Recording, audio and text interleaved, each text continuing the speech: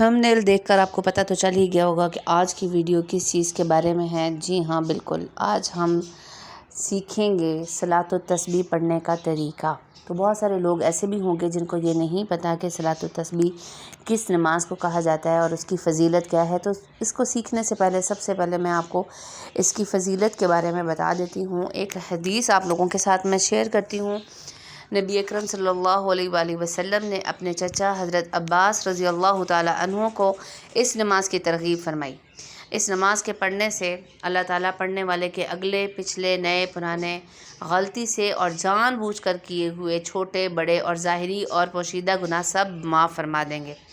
نبی کریم صلی اللہ علیہ وسلم نے انہیں فرمایا کہ اگر ہر روز پڑھ سکیں تو پھر ہر روز پڑھ لیں، ہر روز نہیں پڑھ سکتے تو ہر جمعہ میں ایک مرتبہ پڑھ لیں، اور اگر ہر جمعہ میں بھی نہیں پڑھ سکتے تو ہر مہینے میں ایک بار یہ نماز پڑھ لیں، اور اگر یہ بھی نہیں کر سکتے تو ہر سال ایک مرتبہ اس نماز کو پڑھ لیں، اور اگر یہ بھی نہ کر سکے تو تمام عمر میں ایک مرتبہ پڑھ لیں۔ یہاں سے آپ اس نماز کی اہمیت کا اندازہ لگا لیں کہ نبی کریم صلی اللہ علیہ وسلم کے فرمان کے مطابق ہمیں اول تو کوشش کرنی چاہیے کہ ہر روز اس نماز کو پڑھیں۔ اگر ہر روز نہیں پڑھ سکتے، ہفتے میں ایک بار پڑھ لیں، نہیں تو مہینے میں ایک بار پڑھ لیں، نہیں تو سال میں ایک بار پڑھ لیں، اور اگر یہ بھی نہیں کر سکتے تو کم از کم اپنی زندگی میں ایک مرتبہ ضرور اس نماز کو پڑھ لیا جائے۔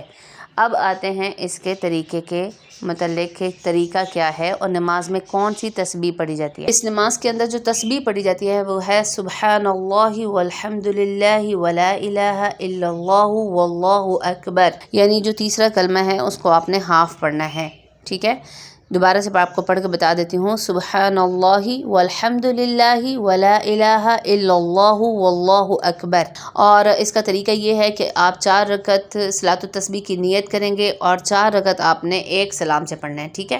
2 رکعت کر کے نہیں پڑھنا، 4 رکعت کی نیت آپ کریں گے، اور اس کے اندر اس تسبیح کو پڑھنے کا طریقہ آپ کو ایک رکعت کے حساب سے میں بتا دیتی ہوں۔ ثنا یعنی سبحانک اللہم پڑھنے کے بعد اعوذ باللہ اور بسم اللہ پڑھنے سے پہلے آپ نے 15 مرتبہ اس تسبیح کو پڑھ لینا ہے۔ پھر اعوذ باللہ بسم اللہ سورہ فاتحہ اور قرآن کی تلاوت کے بعد یہ تسبیح 10 بار پڑھیں۔ اب اللہ اکبر کہتے ہوئے رکوع میں جائیں۔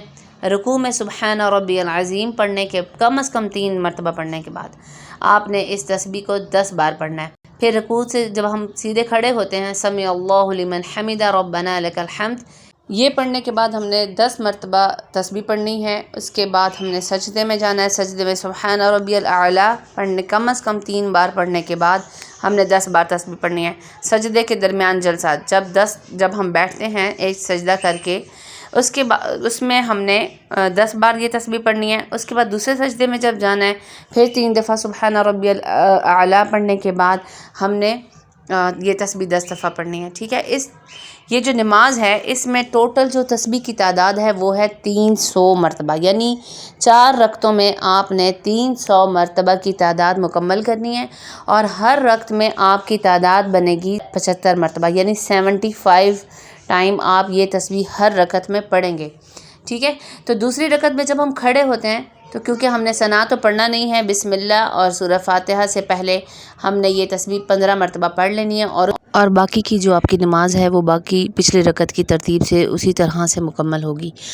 تو انشاءاللہ امید کرتی ہوں آپ کو میری آج کی ویڈیو پسند آئی ہوگی۔ اگر آپ کو میری ویڈیو پسند آئی ہے تو اس کو ضرور لائک کر دیں، اپنے دوستوں کے ساتھ شیئر کر دیں، اپنے لیے صدقہ جاریہ بنائیں۔ انشاءاللہ بہت جلد آپ سے نیکسٹ ویڈیو میں ملوں گی۔ اپنا بہت سا خیال رکھیے۔ السلام علیکم ورحمۃ اللہ وبرکاتہ۔